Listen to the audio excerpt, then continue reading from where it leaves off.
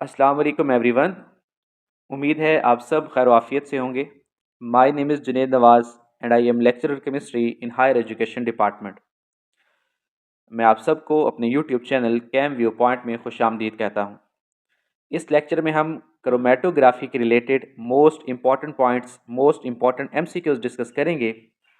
और ये वीडियो तमाम एस्पायरेंट्स के लिए जो कि लेक्चरशिप की तैयारी कर रहे हैं, एनालिटिकल केमिस्ट जॉब की तैयारी कर रहे हैं, या केमिस्ट्री सब्जेक्ट के रिलेटेड किसी भी कम्पिटेटिव एग्ज़ाम की तैयारी कर रहे हैं, तो ये उन सब के लिए बहुत ही इंफॉर्मेटिव होने वाली है। तो इस वीडियो को अंत तक ज़रूर देखिए और अगर वीडियो पसंद आए तो चैनल को सब्सक्राइब कीजिए। क्रोमेटोग्राफी एमसीक्यूज़ के रिलेटेड ये सेकंड वीडियो है। फर्स्ट वीडियो में हमने क्रोमेटोग्राफी के बेसिक्स, उसमें paper chromatography, thin layer chromatography, इसके अलावा कॉलम क्रोमेटोग्राफी के रिलेटेड एमसीक्यूज़ को डिस्कस किया था। तो इस वीडियो में हम क्रोमेटोग्राफी के डिटेक्टर्स, इसके अलावा गैस क्रोमेटोग्राफी और एचपीएलसी के रिलेटेड इंपॉर्टेंट एमसीक्यूज़ को डिस्कस करेंगे। तो वीडियो को अंत तक ज़रूर देखिए। क्वेश्चन नंबर 1 देखिए, ion exchange chromatography is based on. Ion exchange chromatography में जो आयन्स हैं या मॉलिक्यूल्स हैं उनको चार्ज की बेस पे सेपरेट किया जाता है। Ion exchange chromatography separates ions and polar molecules based on their charge. Basically क्या होता है कि स्टेशनरी फेज जो है that consist of charge region that attract oppositely charge analytes through electrostatic attraction. अब होगा क्या कि जो स्टेशनरी फेज़ है वो बेसिकली ऑपोजिटली चार्ज आयंस को अट्रैक्ट करता है और इस अट्रैक्शन की बेस पे, इस इलेक्ट्रोस्टैटिक अट्रैक्शन की बेस पे सेपरेशन होती है। तो इसका करेक्ट आंसर आएगा इलेक्ट्रोस्टैटिक अट्रैक्शन। नेक्स्ट क्वेश्चन देखें, which of the following HPLC detector is used as a bulk property और general purpose detector. General purpose detector के लिए या बल्क में मटेरियल की स्टडी के लिए उसको यूज़ किया जाता है इवेपोरेटिव लाइट स्कैटरिंग डिटेक्टर। ठीक है, तो ये जो है ELSD डिटेक्टर, इसको यूज़ किया जाता है टू मेजर बल्क प्रॉपर्टीज़। और ये जो है ये डिटेक्ट करता है on the basis of light scattered by analyte. जैसे ही क्या होगा, मोबाइल फेज जो है वो इवेपोरेट होगी, तो उसके साथ जो एनालाइट्स हैं वो लाइट स्कैटरिंग की बेस पे जो है उनकी मेजरमेंट की जाएगी। तो they are use for compounds with little or no UV absorbance. ये उन सब्सटेंसेस के लिए है कि जो बहुत ही कम यूवी एब्जॉर्बेंस शो करते हैं या नहीं करते। नेक्स्ट क्वेश्चन है, in gas chromatography the basis for separation of the components of the volatile material is the difference in. Chromatography में, गैस क्रोमेटोग्राफी में कंपोनेंट की जो सेपरेशन है वोलेटाइल कंपोनेंट्स की, ठीक है, वो होती है on the basis of partition coefficient. Components जो हैं वो मोबाइल फेज़ और स्टेशनरी फेज़ के साथ अफिनिटी के बेस पे उनकी सेपरेशन की जाती है, तो इसलिए इसका करेक्ट आंसर होगा पार्टीशन कोफिशिएंट। नेक्स्ट क्वेश्चन देखिए, which of the following is used as a carrier gas in gas chromatography. Gas chromatography में इनर्ट गैस को यूज़ किया जाता है, ठीक है। इसमें हीलियम को यूज़ करते हैं या फिर ऑर्गॉन वगैरह को, यानी जो इनर्ट गैसेज हैं उनको यूज़ किया जाता है as a carrier gas. So helium is commonly used carrier gas in gas chromatography due to its inert nature, optimal viscosity and good separation efficiency. Next देखिएगा, नेक्स्ट क्वेश्चन है, the quantitative analysis is done using. Quantitative analysis के लिए हमारे पास option है ion exchange है, thin layer है, gas chromatography है और लिक्विड क्रोमेटोग्राफी। तो क्वांटिटेटिव एनालिसिस के लिए गैस क्रोमेटोग्राफी को यूज़ किया जाता है। It provides accurate and reproducible measurements of analytes. अब बेसिकली इस मकसद के लिए क्या किया जाता है कि गैस क्रोमेटोग्राफी को उसके साथ आमतौर पे मैस स्पेक्ट्रोमीट्री GCMS को यूज़ किया जाता है क्वांटिटेटिव एनालिसिस के लिए।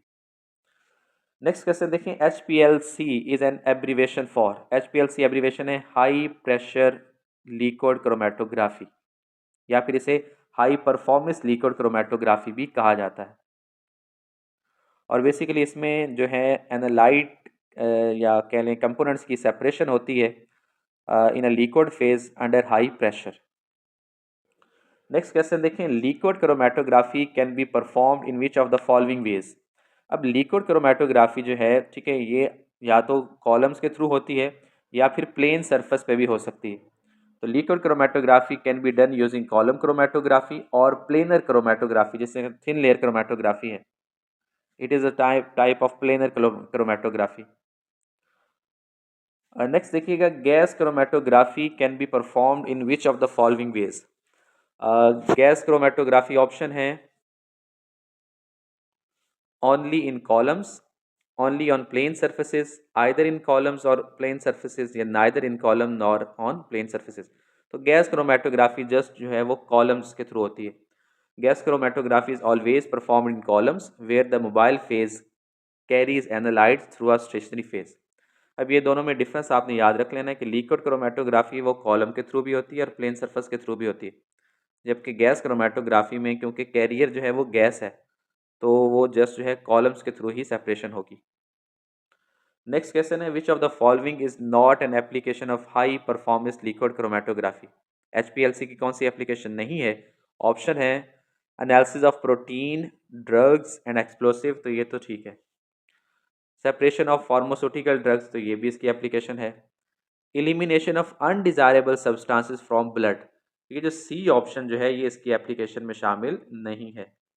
और डी ऑप्शन क्या है कि separation of lipids, fatty acid and steroids, तो ये भी ठीक है। तो क्योंकि हमने बताना था कि जो एप्लीकेशन में शामिल नहीं है तो सी ऑप्शन जो है करेक्ट होगा। HPLC is use for analysis and separation but not for removing substances from the blood stream, यानी ब्लड को प्योरीफाई करने के लिए इस मेथड को यूज नहीं किया जाता। नेक्स्ट क्वेश्चन देखें, the analysis and separation of industrial products like soap and synthetic detergents is done using.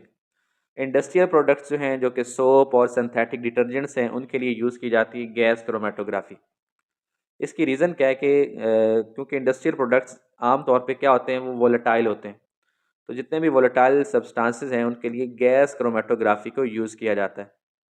It separates and identifies the components based on their boiling points and affinity for the stationary phase. Next question देखें, which of the following is an application of ion exchange. अब ion exchange की क्या है? Softening of hard water, तो ये भी true है। Demineralisation of water, तो ये भी ट्रू है। Separation and determination of anions, तो ये भी करेक्ट है। तो इसका मतलब है ऑल ऑफ दीज जो है ये क्या है, करेक्ट आंसर है। तो इसमें सिंपल याद रख लें कि आयन एक्सचेंज में क्या होगा, आयन आयंस की सेपरेशन और साथ ही साथ इसका जो मेजर एप्लीकेशन है वो वाटर प्योरिफिकेशन। नेक्स्ट क्वेश्चन है, the liquid obtained after passing the mixer through filter paper. Filter paper से जब हम फिल्ट्रेशन करते हैं तो लिक्विड जो रन डाउन हो जाएगा, ठीक है, the liquid obtained after passing, उसे कहा जाता है फिल्ट्रेट। उसे क्या कहते हैं? The clear liquid collected after filtration is called filtrate. और फिल्टर पेपर के ऊपर जो हमारे प्रेसिपिटेट्स आते हैं उन्हें क्या कहते हैं? उसे कहते हैं रेजिड्यू। नेक्स्ट क्वेश्चन देखें, विच one of the following properties is suitable for a good solvent. एक अच्छे सॉल्वेंट की क्या प्रॉपर्टीज होनी चाहिए? नंबर वन देखिएगा, it should react chemically with solute, तो ये तो गलत है, ठीक है, रिएक्ट नहीं करना चाहिए। It should be expensive, inexpensive होना चाहिए। It should dissolve impurities easily, तो ये भी रॉन्ग है, इम्प्योरिटीज को डिजॉल्व नहीं करना चाहिए। और लास्ट ऑप्शन है it should dissolve solute at high temperature, तो ये जो है लास्ट वाला इसका जी। नेक्स्ट क्वेश्चन है, expression for eddy diffusion in a column is. Eddy diffusion basically क्या है? It occurs due to uneven path of solute molecules through the packed column, या हम एडी डिफिजन कहते हैं एक ऐसी डिस्पर्शन जो कि पैक्ड कॉलम में होती है due to turbulent flow of mobile phase, ठीक है, इरेगुलर या अनइवन पाथ की वजह से जो टर्बुलेंट फ्लो होता है मोबाइल फेज का पैक्ड कॉलम में, तो इस वजह से जो होने वाली डिफिजन है उसे एडी डिफिजन कहा जाता है, ठीक। अब एडी डिफिजन का जो एक्सप्रेशन है वो है H is equal to lambda D P, या फिर डी एम लिखा जाता है, ठीक है। अब H क्या है? H is the height equivalent to the theoretical plates. Lambda क्या है? Lambda is the eddy diffusion coefficient. और डी एम क्या है? D M is the diameter of the packing material. तो ये आपने याद रख लेना है, एडी डिफिजन का जो एक्सप्रेशन है it is equal to H is equal to lambda into D M या डी पी। नेक्स्ट क्वेश्चन है, expression for longitudinal diffusion in the column. Longitudinal diffusion जो है it refers to the separating spreading of solute molecules along the column axis due to concentration gradient. अब longitudinal diffusion जो है ये वो diffusion है जो कि डायरेक्शन ऑफ फ्लो में होती है। ठीक है, मोबाइल फेज जिस डायरेक्शन में फ्लो कर रहा है तो उस फ्लो में उस डायरेक्शन में सोल्यूट पार्टिकल्स की जो डिफिजन है it will called longitudinal diffusion. अब इसका जो एक्सप्रेशन है वो है H is equal to 2 gamma D M. अब यहाँ पे H क्या होगा, again it is the height equivalent to the theoretical plate. dm जो है it is the diffusion coefficient of the solute in the mobile phase, जबकि gamma जो है ये कांस्टेंट है that depends on the packing material and the flow rate. तो इसलिए correct answer इसका जो है वो है बी ऑप्शन। नेक्स्ट क्वेश्चन देखिए, in gas liquid chromatography when films are used in capillary columns eddy diffusion is. अब जब क्या होगा, पैक्ड कॉलम होंगे तो उसके लिए एडी डिफिजन क्या होगा, जीरो। यहाँ जरा देखिएगा, capillary columns have a uniform path. Capillary column में पाथ क्या होता है, यूनिफॉर्म होता है। इलिमिनेटिंग एडी डिफिजन, तो एडी डिफिजन क्या होगा, इलिमिनेट हो जाएगा। तो in gas liquid chromatography when films are used in capillary columns eddy diffusion is minimised and essentially become zero. So this is because the open tubular design of capillary columns reduces the uneven path of solute molecules. Eddy diffusion था किस वजह से, due to the uneven path. तो capillary columns में जो path होता है वो यूनिफॉर्म होता है, जिस वजह से एडी डिफिन क्या हो, जीरो होगी। नेक्स्ट क्वेश्चन देखिए, for an unpacked coated capillary column the obstruction factor is. जो अनपैक्ड कोटेड कैपिलरी कॉलम्स होते हैं उनका ऑब्स्ट्रक्शन फैक्टर जो है वो होता है 1। ठीक है, यानी लैम्डा जो है। तो यहाँ जरा देखिएगा, the obstruction factor reflects column packing uniformity. For an unpacked coated capillary column the value of obstruction factor is 1, जबकि पैक्ड कॉलम होगा तो उसके लिए क्या होगा, वैल्यू 0.6 होगी। ये जो है ऑब्स्ट्रक्शन फैक्टर ये शो करता है कि कॉलम जो है वो कितना यूनिफॉर्मली पैक्ड है। नेक्स्ट क्वेश्चन देखें, baseline resolution is achieved when the degree of resolution is. Baseline तब अचीव होती है, रेजोल्यूशन जो है बेस लाइन रेजोल्यूशन, जब डिग्री ऑफ रेजोल्यूशन क्या हो, 1.5 हो। ठीक है, तो the baseline bandwidth of adjacent bands are almost constant. जो एडजेसेंट बैंड होते हैं उनकी बेस लाइन बैंड विड्थ जो है वो ऑलमोस्ट कांस्टेंट होती है, जबकि बेस लाइन रेजोल्यूशन जो है वो तब अचीव होगी जब डिग्री ऑफ रेजोल्यूशन क्या हो, 1.5। नेक्स्ट क्वेश्चन देखें, a disadvantage of reciprocating pumps in liquid chromatography is.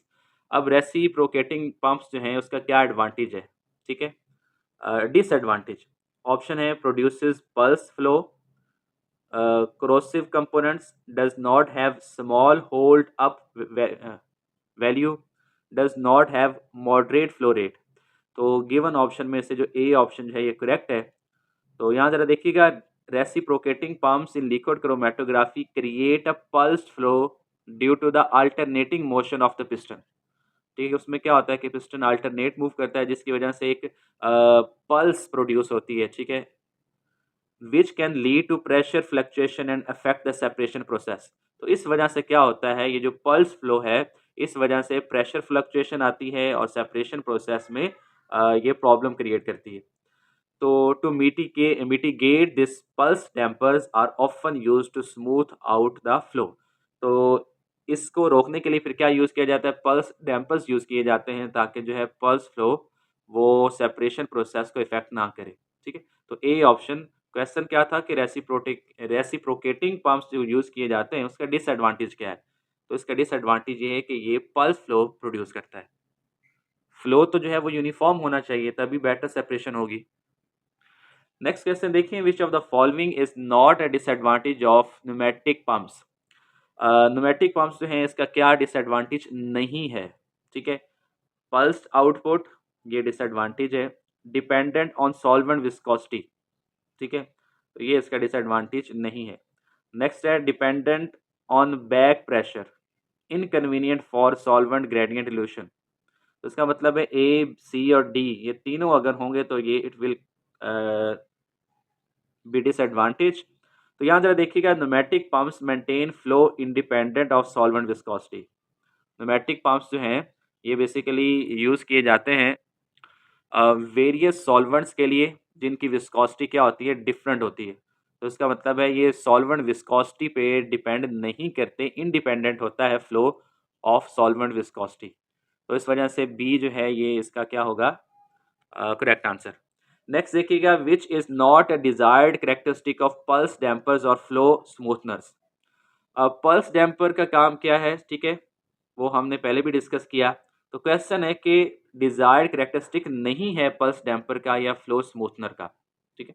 तो ऑप्शन है easy mobile phase change over, constant flow must be maintain, should be effective at low system pressure, maximal dead volume. अब यहाँ जरा देखिएगा कि जो pulse damper हैं ये फ्लो स्मूथनर हैं, तो they have ability to easily mobile phase change over, ठीक है। आसानी से जो है mobile phase change over possible होना चाहिए, तभी तो वो क्या होगा, जो पल्स फ्लो है उसको मिनिमाइज कर पाएंगे। उसके बाद एक constant flow must be maintain, तो ये भी करेक्टरिस्टिक है, ट्रू है। सी जो है should be effective at low system pressure, तो ये भी ट्रू है। अब जो लास्ट ऑप्शन है कि मैक्सिमल डेड वॉल्यूम, तो ये जो है इसका करेक्टरिस्टिक नहीं है, तो ये एक्चुअली ये रॉन्ग ऑप्शन है, तो यही हमने चूज करना है। तो ये जरा देखें कि पल्स डैम्पर या फ्लो स्मूथनर जो है they should have minimal dead volume, उनका वॉल्यूम जो है मिनिमम डेड वॉल्यूम होना चाहिए, मैक्सिमल नहीं होना चाहिए। तो हाई डेड वॉल्यूम होगा तो क्या होगा उससे, it can lead to peak broadening and reduced resolution. अगर डेड वॉल्यूम ज़्यादा हो, मोबाइल फेज का डेड वॉल्यूम ज़्यादा हो, तो उससे क्या होता है, उससे बेटर रेजोल्यूशन नहीं आती, ठीक है, रिड्यूस हो जाती है रेजोल्यूशन, और जो पीक्स है वो ब्रॉड आती हैं। तो ये इसका एक इफेक्ट है। नेक्स्ट क्वेश्चन देखें, which condition improves separation efficiency in liquid chromatography. कौन सी कंडीशन जो है वो सेपरेशन एफिशिएंसी को इम्प्रूव करती हैं। तो इसमें करेक्ट आंसर है reduction in sample size, reduction in column diameter. ये ज़रा देखिएगा कि जितना सैंपल साइज स्मॉल होगा, कॉलम डायमीटर जो है वो रिड्यूस कम होगा, तो उससे क्या होगा, बैंड ब्रॉडनिंग रिड्यूस होगी, और बैंड ब्रॉडनिंग रिड्यूस होगी तो जो सेपरेशन है वो इम्प्रूव होगी। तो ये आपने याद रखना है, sample size reduce, reduction in sample size, reduction in column diameter, it will reduce band broadening and improve separation. Next question देखिएगा, which problem arises due to decrease in column diameter. कौन सा प्रॉब्लम जो है वो arise होता है column diameter को decrease करने में, ठीक है। तो हमारे पास ऑप्शन है large particle size and high pressure drop, large particle size and low pressure drop, small particle size and high pressure drop. तो जब हम कॉलम डायमीटर को डिक्रीज करेंगे तो पार्टिकल साइज जो है स्मॉल, और प्रेशर ड्रॉप क्या हो जाएगा, हाई। तो यहाँ जरा देखिएगा, narrow columns required small particles. अब जारी बात है, कॉलम जितना नैरो होगा तो पार्टिकल साइज जो कि उससे पास करेगा वो भी स्मॉल होना चाहिए। विच इंक्रीज बैक प्रेशर, जिसकी वजह से बैक प्रेशर जो है, प्रेशर ड्रॉप वो क्या होता है, इंक्रीज होता है। So decreasing the column diameter often requires using smaller particles to maintain separation efficiency, ठीक है। सेपरेशन एफिशिएंसी को मेंटेन रखने के लिए अगर डायमीटर, कॉलम डायमीटर को आप डिक्रीज कर रहे हैं, तो पार्टिकल जो है साइज उसको भी रिड्यूस होना चाहिए। So these smaller particle increase the back pressure leading to high pressure drop. तो इस वजह से अगर आप कॉलम डायमीटर को क्या करते हैं, डिक्रीज करते हैं, पार्टिकल साइज क्या हो जाएगा, स्मॉल, तो उससे फिर बैक प्रेशर डेवलप होता है, जिसकी वजह से हाई प्रेशर जो है वो ड्रॉप हो जाता है। नेक्स्ट जरा देखिए, which of the following columns are not used in liquid और हाई परफॉर्मेंस लिक्विड क्रोमेटोग्राफी। कौन से कॉलम्स जो हैं वो यूज नहीं किए जाते एचपीएलसी में। तो ऑप्शन है analytical column, separation column, guard column या कैपिलरी कॉलम। तो इसका करेक्ट आंसर है कैपिलरी कॉलम। आमतौर पे कैपिलरी कॉलम जो हैं इनको गैस क्रोमेटोग्राफी में यूज किया जाता है, एचपीएलसी में यूज नहीं किया जाता। नेक्स्ट क्वेश्चन देखें, which of the following is not true about the radial compression column compare to standard separation column. यहाँ पे कंपैरिजन है, ठीक है। क्वेश्चन है कि which one of the following is not true, radial compression column के लिए कौन सा ऑप्शन ट्रू नहीं है जब हम उसको कंपेयर करेंगे स्टैंडर्ड सेपरेशन कॉलम से। तो इसमें ऑप्शन जो है internal diameter decreases, overall operating pressure decreases, analysis time decrease, solvent flow increase. तो इसका ए ऑप्शन जो है ये करेक्ट आएगा। जब हम क्या करते हैं कि स्टैंडर्ड सेपरेशन कॉलम की बजाय रेडियल कंप्रेशन कॉलम को यूज़ करते हैं, तो उससे होता क्या है, उससे ऑपरेटिंग प्रेशर जो है वो डिक्रीज होता है, ठीक है, और एनालिसिस टाइम भी डिक्रीज होगा, और सॉल्वेंट फ्लो इंक्रीज होगा। तो जबकि इंटरनल डायमीटर डिक्रीज नहीं होता बल्कि इंक्रीज होता है, तो ए ऑप्शन जो है करेक्ट है। यहाँ जरा देखिए, radial compression columns are design to maintain a large internal diameter for better separation efficiency. Next question है, which of the following is not true about narrow bore columns compare to standard columns. अब यहाँ पे narrow bore column जो है इसको compare किया गया standard column से, तो which one is not true. यहाँ जरा देखिएगा, internal diameter decreases, volumetric flow decreases, solvent cost is saved, और लास्ट ऑप्शन है डिटेक्टर रिस्पॉन्स टाइम इंक्रीजेस। तो डी वाला ऑप्शन जो है ये करेक्ट है। तो ये जरा देखिएगा कि नैरो बोर कॉलम्स बेसिकली क्या करते हैं, ये डिटेक्टर रिस्पॉन्स को इन्हांस करते हैं due to higher solute concentration in the eluent. Eluent में क्या होता है कि जो सोल्यूट कंसंट्रेशन है वो ज़्यादा होती है, जिसकी वजह से डिटेक्टर रिस्पॉन्स इन्हांस हो जाता है। ठीक है, तो डी ऑप्शन क्या था, detector response time increases, time increase नहीं होगा बल्कि डिक्रीज हो जाएगा, तो इस वजह से डी ऑप्शन जो है ये करेक्ट है। नेक्स्ट जरा देखिएगा, which of the following is not an advantage of syringe type pumps use in HPLC. Syringe type pumps को यूज़ करने में जब एचपीएलसी में यूज़ करते हैं तो गिवन ऑप्शन में से कौन सा इसका एडवांटेज नहीं है। अब ये भी याद रखें कि एक ऑप्शन जो पूछा हुआ है जो ट्रू नहीं है, तो बाकी तीन ट्रू हैं। अगर एक ऑप्शन एडवांटेज नहीं है तो इसका मतलब है बाकी तीन ऑप्शन उसके एडवांटेजेस में आते हैं। ठीक है, तो ये भी साथ साथ आपने नोट करना है। अच्छा, नेक्स्ट देखिए, ऑप्शन क्या है जी, independent of viscosity, pulse, less flow, high pressure capability है, और अनलिमिटेड सॉल्वेंट कैपेसिटी। यानी सिरिंज टाइप पंप को जब यूज़ किया जाता है एचपीएलसी में, ठीक है, तो होगा क्या, विस्कोसिटी इंडिपेंडेंट है, बात सही है, pulse, less flow, high pressure capability, solvent capacity इनकी अनलिमिटेड नहीं होती, लिमिटेड होती है। ठीक है, तो डी ऑप्शन जो है ये करेक्ट होगा। सिरिंज पंप्स जो हैं they have limited solvent reservoir. Next देखिएगा, which of the following is not true about solvent programming in HPLC. Solvent के रिलेटेड क्वेश्चन है एचपीएलसी में। ऑप्शन देखिएगा, it provides unequal bandwidth width,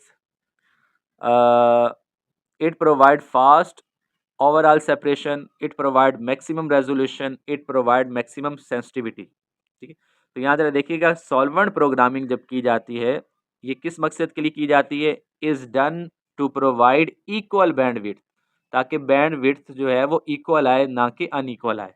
ठीक है, तो ए ऑप्शन जो है ये करेक्ट है। इसके अलावा सॉल्वेंट प्रोग्रामिंग का और क्या मकसद है, it provides maximum sensitivity for every solute in the sample. Next question है, which is not a characteristic of syringe pump in HPLC. Again ये सिरिंज पंप के रिलेटेड क्वेश्चन है कि एचपीएलसी में के लिए इसको जब यूज़ किया जाता है तो कौन सा करेक्टरिस्टिक इसका नहीं है। तो high pressure capability, frequent maintenance, limited reservoir capacity है, slide change of flow rate under high pressure. तो ए, सी और डी इसके करेक्टरिस्टिक हैं। यानी जब आप सिरिंज पंप को यूज़ करेंगे तो प्रेशर, हाई प्रेशर कैपेबिलिटी होगी इसकी, लिमिटेड रेजर्वायर है कैपेसिटी, और स्लाइड चेंज होता है फ्लो रेट जब प्रेशर को हाई किया जाता है, लेकिन फ्रीक्वेंट मेंटेनेंस रिक्वायर्ड नहीं होती। Syringe pumps require minimal maintenance due to their simple design. ठीक है, इसकी जो है मेंटेनेंस वो फ्रीक्वेंट नहीं बल्कि मिनिमल रिक्वायर्ड है। नेक्स्ट क्वेश्चन है, syringe pumps in HPLC are most suitable for which column. कौन से कॉलम के लिए सूटेबल हैं, तो ये हैं स्मॉल बोर कॉलम्स के लिए सिरिंज पंप्स जो है वो मोस्ट सूटेबल है। It is most commonly used piston type pump. तो जो स्मॉल बोर कॉलम्स होते हैं जिनका डायमीटर जो है वो क्या होता है, बहुत ही कम होता है, तो उसके लिए फिर क्या करते हैं, सिरिंज जो है टाइप पंप को यूज़ किया जाता है। नेक्स्ट देखिएगा, which is not true about the hydraulic capacitance flow control system. अब ये जो एचपीएलसी में hydraulic capacitance flow control system है, ठीक है, तो इसके रिलेटेड कौन सा ऑप्शन ट्रू नहीं है। पहला ऑप्शन है जी, it can be used only for liquid with low viscosity, तो ये पहला ऑप्शन जो है ट्रू नहीं है। अब इसमें जो hydraulic capacitance flow control system है इसको यूज़ किया जाता है फॉर वेरियस विस्कोसिटीज। ठीक है, not just low viscosity liquid.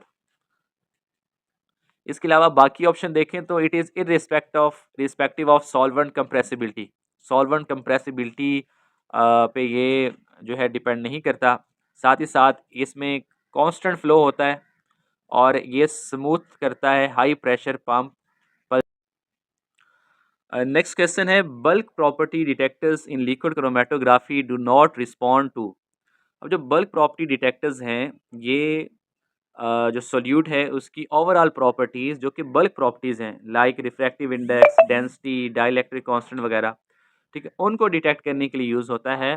Solute की जो स्पेसिफिक प्रॉपर्टीज़ हैं, ठीक है, उसके लिए नहीं यूज़ होता। तो इसलिए सी ऑप्शन जो है करेक्ट है, यानी बल्क प्रॉपर्टीज़ जो है उसी के लिए यूज़ होगा ये। नेक्स्ट क्वेश्चन देखिए, which of the following is not a property of a good detector in liquid chromatography. तो गुड डिटेक्टर कौन सा होता है कि जिसकी सेंसिटिविटी गुड हो, which have ability to function with a large background signal, ठीक है, जो बैकग्राउंड सिग्नल है उसको वो क्या कर सके, रिमूव कर सके। और एक अच्छा डिटेक्टर वो है कि जिसका रिस्पॉन्स टाइम क्या हो, शॉर्ट हो। तो डी ऑप्शन जो है जिसमें लार्ज डिटेक्टर वॉल्यूम लिखा हुआ है, तो ये जो है ये प्रॉपर्टी या करेक्टरिस्टिक नहीं है एक अच्छे डिटेक्टर का। यहाँ जरा देखिएगा, लार्ज डिटेक्टर वॉल्यूम ये क्या करता है, ये रेजोल्यूशन को रिड्यूस करता है और पीक शार्पनेस को भी क्या करेगा, रिड्यूस करेगा। नेक्स्ट क्वेश्चन देखें, which UV absorbance detector provides a real time spectrum of the component. वो कौन सा है detector, that is a scanning wavelength detector. Scanning detector जो है ये एनालाइज करता है इंटायर यूवी स्पेक्ट्रम को। नेक्स्ट देखिएगा, which detector rely on Snell's law to deflect a light beam. तो रिफ्रैक्टिव इंडेक्स जो डिटेक्टर है ये मेजर करता है changes in light refraction which is based on Snell's law. Next question है, refractive index detector do not operate based on. जो refractive index है ये बेसिकली ऑपरेट करता है रिफ्रैक्शन, रिफ्लेक्शन, एब्जॉर्प्शन इन करेक्टरिस्टिक की बेस पे। तो इसमें इंटरफेरेंस वाला जो ऑप्शन है ये करेक्ट है, यानी refractive index detector do not operate based on interference, rather it based on refraction and reflection. Next question देखिए, which detector is use for amino acid detection with dansyl chloride. तो amino acid detection के लिए जब हम उसको डेंसाइल chloride के साथ react करवाते हैं, उसका डेरिवेटिव बनता है, तो उसका जो डेरिवेटिव है वो फ्लोरिसेंट मटेरियल है, तो जिसके लिए फिर फ्लोरिसेंट डिटेक्टर को यूज़ किया जाता है टू एनालाइज। यहाँ जरा देखिए, when detecting amino acid with dansyl chloride a fluorescent detector is used because densyl chloride react with amino acid to form fluorescent derivative, making fluorescence detection to the most suitable method. Next question है जी, the reference cell impact column with which of the following is the adsorption detector used in liquid chromatography।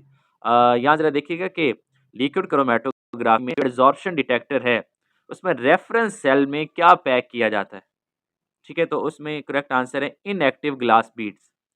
Basically reference cell जो है in an adsorption detector, इसमें inactive glass beads जो हैं वो रखी जाती हैं ताकि जो एड्सॉर्प्शन है उसको इंश्योर किया जाए, to ensure no additional adsorption. इसी वजह से जो है वो बीड्स जो हैं, glass beads, inactive glass beads को यूज़ किया जाता है। नेक्स्ट क्वेश्चन देखें, which of the following is true about laser detector use in liquid chromatography. Laser detector जो है it does not cause thermal distortion, it has increased sensitivity, ठीक है, तो लेजर डिटेक्टर का फ़ायदा ये है कि यहाँ पे थर्मल डिस्टॉर्शन नहीं होती। यहाँ ज़रा देखिएगा, laser detectors provide high sensitivity without thermal distortion making them ideal for precise detection. इस वजह से लेजर डिटेक्टर्स जो हैं they are much better than other. Next question देखें, which detector use in liquid chromatography is also called a micro adsorption detector. यानी कौन सा detector जो है लिक्विड क्रोमेटोग्राफी में जिसे माइक्रो एड्सॉर्प्शन डिटेक्टर भी कहते हैं, दैट इज इलेक्ट्रोकेमिकल डिटेक्टर। अब इलेक्ट्रोकेमिकल डिटेक्टर को माइक्रो एड्सॉर्प्शन डिटेक्टर कहा जाता है, किस वजह से, due to the response to redox active compounds. Just जो रिडॉक्स एक्टिव कंपाउंड्स हैं उन्हीं के लिए ही ये जो है इसको यूज़ किया जाता है, इस वजह से इसको माइक्रो एड्सॉर्प्शन डिटेक्टर कहते हैं। नेक्स्ट क्वेश्चन देखें, which of the following is not a feature of refractive index type detector. अब रिफ्रैक्टिव इंडेक्स टाइप डिटेक्टर है तो इसमें हमने देखना है कि इसके कौन कौन से फीचर हैं। ऑप्शन क्वेश्चन पूछा हुआ है नॉट अ फीचर, तो ए ऑप्शन जो है हायर पोटेंशियल सेंसिटिविटी। जो रिफ्रैक्टिव इंडेक्स डिटेक्टर होते हैं they have lower sensitivity compare to UV detector. इनकी कॉस्ट लो होती है, हाई वॉल्यूम फ्लो रेट होता है, इजी सेल असेसिबिलिटी है, लेकिन हायर पोटेंशियल सेंसिटिविटी नहीं बल्कि लोअर सेंसिटिविटी होती है इन रिफ्रैक्टिव इंडेक्स डिटेक्टर की as compare to UV detector. Next question है which detector can detect almost any component, तो that is a mass detector. Mass spectrometry जो है एमएस डिटेक्टर, इसके पास एबिलिटी है to detect almost any component. It has highly versatile and can detect almost any compound. Next question देखिए which of the following is not a type of detector used in gas chromatography. Gas chromatography में कौन सा detector use नहीं होता, तो option है argon ionization detector, thermal conductivity detector, electron capture detector. तो ये तीनों यूज होते हैं, जबकि यूवी विजिबल स्पेक्ट्रोमेट्रिक डिटेक्टर जो है वो गैस क्रोमेटोग्राफी में यूज नहीं होता बल्कि लिक्विड क्रोमेटोग्राफी में इसको यूज किया जाता है। नेक्स्ट क्वेश्चन देखें which of the following is not an ideal characteristic of detector used in gas chromatography. Gas chromatography के लिए जो डिटेक्टर हैं उसका आइडियल कैरेक्टरिस्टिक नहीं है। ऑप्शन देखिएगा, फर्स्ट ऑप्शन है लीनियर रिस्पांस टू सोल्यूट्स, तो ये तो आइडियल कैरेक्टरिस्टिक है। नेक्स्ट है शॉर्ट्स रिस्पांस टाइम, तो ये भी ठीक है। हाई रिलायबिलिटी, तो ये भी ठीक है। जो लास्ट ऑप्शन है sensitivity to changes in carrier gas flow rate. एक आइडियल डिटेक्टर जो होता है उसे इनसेंसिटिव होना चाहिए टू कैरियर गैस फ्लो, तो डी ऑप्शन जो है ये करेक्ट होगा, is not an ideal characteristic of a detector used in gas chromatography. तो यहाँ जरा देखिए कि ideal detector should be insensitive to carrier gas flow rate variations to ensure stable measurements. अगर वो सेंसिटिव होगा तो जैसे ही फ्लो रेट चेंज होगा तो मेजरमेंट्स भी चेंज होंगी। नेक्स्ट क्वेश्चन देखें which of the following detector has high sensitivity to all organic compounds. तो तमाम ऑर्गेनिक कंपाउंड्स के लिए हाईली सेंसिटिव जो डिटेक्टर है that is a flame ionization detector. It is a highly sensitive to organic compounds. Next question है which detector is widely use to detect environmental samples. तो environmental samples के लिए ख़ास तौर पे क्लोरीनेटेड पेस्टिसाइड्स और पीसीबीज के लिए, तो वो है इलेक्ट्रॉन कैप्चर डिटेक्टर। ईसीडी जो है electron capture detector are highly sensitive to halogenated compounds like pesticides and PCBs. Next देखिएगा which detector uses ultraviolet radiation from lamps to produce ionization of solute molecules. यानी कौन सा detector जो है ultraviolet radiation को detect करने के लिए यूज़ किया जाता है। ठीक है, तो यहाँ ऑप्शन है सल्फर केम्यूल्यूमिनेसेंस डिटेक्टर है, थर्मल कंडक्टिविटी डिटेक्टर है, फोटो आयनाइजेशन डिटेक्टर। एक्चुअली वो डिटेक्टर है जो कि आयनाइजेशन प्रोड्यूस करता है, सोल्यूट मॉलिक्यूल्स की आयनाइजेशन करता है। तो यहाँ पे जो है photoionization detector ionize solute molecules using UV radiation, यानी यूवी रेडिएशंस को यूज़ करके सोल्यूट मॉलिक्यूल्स की आयनाइजेशन होती है फोटो आयनाइजेशन डिटेक्टर में। नेक्स्ट क्वेश्चन देखिए in which detector does the carrier gas get excited by a radioactive source putting atoms into a metastable state. कौन सा detector है कि जिसमें कैरियर गैस एक्साइट होती है रेडियोएक्टिव सोर्स के जरिए और एटम्स को मेटा स्टेबल स्टेट में चेंज किया जाता है, तो that is a argon ionization detector. Argon ionization detector में जो रेडियोएक्टिव सोर्स है वो एक्चुअली क्या है, वो कैरियर गैस एटम्स को क्या करता है, एक्साइट करता है, और एटम्स एक्साइटेशन के नतीजे में मेटा स्टेबल स्टेट में चले जाते हैं। तो इसका करेक्ट आंसर जो है वो है आर्गॉन आयनाइजेशन डिटेक्टर। अच्छा नेक्स्ट देखिएगा which of the following is not used as a heating element in a thermal conducting detector. तो गोल्ड इसका करेक्ट ऑप्शन है। गोल्ड जो है क्योंकि ये पुअर रेजिस्टिव हीटिंग प्रॉपर्टीज रखता है, इस वजह से इसको as a thermal conducting detector में यूज़ नहीं किया जा सकता। नेक्स्ट देखिएगा which gas chromatographic detector is universal and non radioactive. तो थर्मल कंडक्टिंग डिटेक्टर जो है it is a universal and non destructive detector. Thermal conducting detector जो है इसको गैस क्रोमेटोग्राफी में यूज़ किया जाता है। It can detect most compounds including inorganic gases, और ये नॉन डिस्ट्रक्टिव है, और बहुत से सैंपल्स जो हैं उसके एनालिसिस के लिए इसको यूज़ किया जाता है। नॉन डिस्ट्रक्टिव होने की वजह से it is universal. Non destructive का मतलब है कि जो सैंपल की डिग्रेडेशन नहीं करता, ठीक है। जब सैंपल्स को हम डिटेक्ट करते हैं, उनको एनालाइज करते हैं, तो अगर तो डिस्ट्रक्टिव डिटेक्टर होगा तो वो सैंपल एनालाइट को डिस्ट्रॉय कर देगा, डिग्रेड कर देगा। तो ये जो है 50 एमसीक्यूज थे, जो कि एडवांस एनालिटिकल टेक्निक्स में से थे, क्रोमेटोग्राफी के पोर्शन में से थे। इसमें हमने बहुत से इंपॉर्टेंट जो है पॉइंट्स को डिस्कस किया है, ख़ास तौर पे डिटेक्टर्स को।